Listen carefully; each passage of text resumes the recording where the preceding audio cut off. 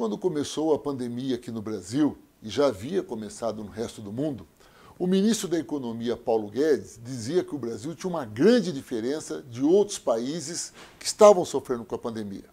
Essa diferença é que os outros países estavam em recessão e sua economia estava em declínio.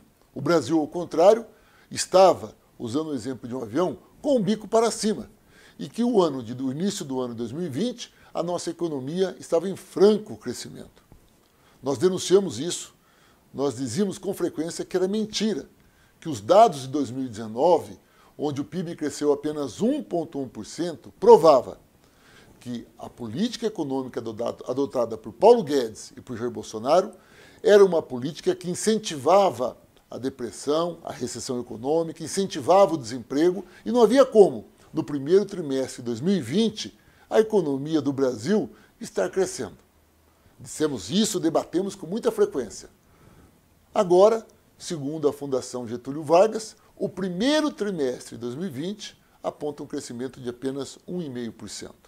Ora, a mesma taxa de crescimento do que foi o ano passado, provando que, ao contrário do que dizia Paulo Guedes, a nossa economia, se comparada a um avião, estava de bico para baixo e não para cima. É preciso que a Fundação Getúlio Vargas denuncie. Agora sim, os grandes jornais também seguem nessa linha, os analistas econômicos, concordando com uma coisa que nós, do Partido dos Trabalhadores, já dizíamos há muito tempo. Nunca uma economia vai crescer tirando o direito do trabalhador, reduzindo renda, tirando incentivo da micro e pequena empresa ou reduzindo o tamanho do Estado. A economia só cresce quando tem demanda interna. E demanda interna se faz com distribuição de renda, com incentivo ao consumo, com aumento real de salário mínimo e principalmente com o Estado intervindo, proporcionando com isso uma redução das desigualdades regionais e sociais. Agora, o segundo semestre que está por encerrar-se, óbvio que vai apresentar uma queda radical no nosso crescimento econômico, não só no Brasil, como no resto do mundo. Afinal de contas, o mundo todo vive a pandemia, o resultado será negativo, e aí tem uma diferença, porque nós teremos 2 trimestres negativos, 2 trimestres em queda, e aí sim é recessão. Portanto, o primeiro trimestre o Brasil já apontava para a entrada de uma forte recessão e por conta da pandemia. Essa recessão está constatada e sabemos que para esse ano o perfil de crescimento do PIB do Brasil é negativo, em torno de 9,5%. Ou seja, o Brasil vai deixar de crescer em torno de 10%. 10% negativo. Isso é importante que tenhamos claro que é por conta da pandemia. O problema é que a nossa economia não vai crescer, vai cair 10%. Nós não estamos atendendo a população porque o governo nega-se radicalmente a garantir essa renda emergencial de R$600 até o final do ano, anunciando agora apenas por mais 2 meses apenas, o que é um crime.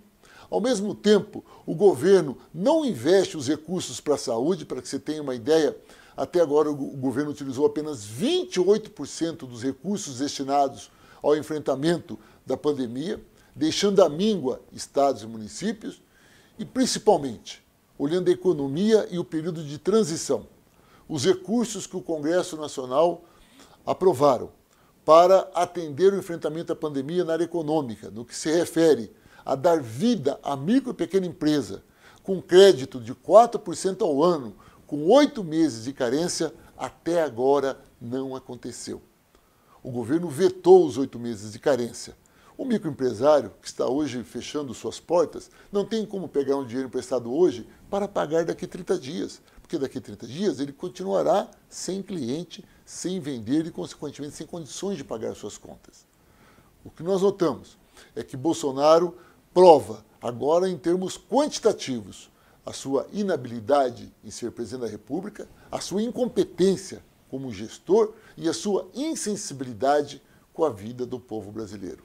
Ele é muito ágil mesmo, quando trata-se de salvar bancos, mas é extremamente lento e incompetente quando trata-se de salvar micro e pequena empresa, que representa 72% dos empregos gerados no Brasil.